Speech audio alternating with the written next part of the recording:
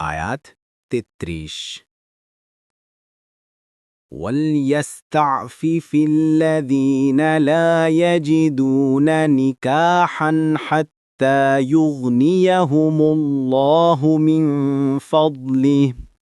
والذين يبتغون الكتاب مما ملكت أيمانكم فكاتبوهم إن علمتم فيهم خيرا وآتوهم مما لله الذي آتاكم ولا تكرهوا فتياتكم على البغاء إن أردتن تحصنا لتبتغوا عرض الحياة الدنيا ومن يكرههن فإن الله من بعد إكراههن غفور رحيم অনুবাদ আর যাদের বিয়ের সামর্থ্য নেই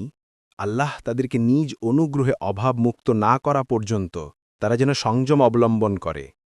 এবং তোমাদের মালিকানাধীন দাসদাসীদের মধ্যে কেউ তার মুক্তির জন্য লিখিত চুক্তি চাইলে তাদের সাথে চুক্তিতে আবদ্ধ হও যদি তোমরা তাদের মধ্যে কল্যাণ আছে বলে জানতে পারো আর আল্লাহ তোমাদেরকে যে সম্পদ দিয়েছেন তা থেকে তোমরা তাদেরকে দান করো আর তোমাদের দাসীরা লজ্জাস্থানের পবিত্রতা রক্ষা করতে চাইলে দুনিয়ার জীবনের ধনলালসায় তাদেরকে ব্যভিচারে বাধ্য করো না আর যারা তাদেরকে বাধ্য করবে নিশ্চয়ই তাদেরকে বাধ্য করার পর আল্লাহ তো ক্ষমাশীল পরম দয়ালু তাফসীর ১ নম্বর ফুটনোটের বিবরণ অর্থাৎ যারা অর্থ সম্পদের দিক দিয়ে বিয়ের সামর্থ্য নাই এবং বিয়ে করলে আশঙ্কা আছে যে স্ত্রীর অধিকার আদায় না করার কারণে গুনাহগার হয়ে যাবে তারা যেন পবিত্রতা এবং ধৈর্য সহকারে অপেক্ষা করে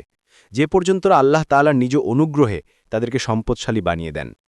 বিয়ে করার কারণে আল্লাহ তাআলার পক্ষ থেকে ধনাঢ্যতা দান করার ওয়াদা তখন যখন পবিত্রতা সংরক্ষণ ও সুন্নাহ পালনের নিয়তে তা সম্পাদন করা হয় অতঃপর আল্লাহর উপর তাওয়াক্কুল ও ভরসা করা হয় দেখুন কুর্তুবী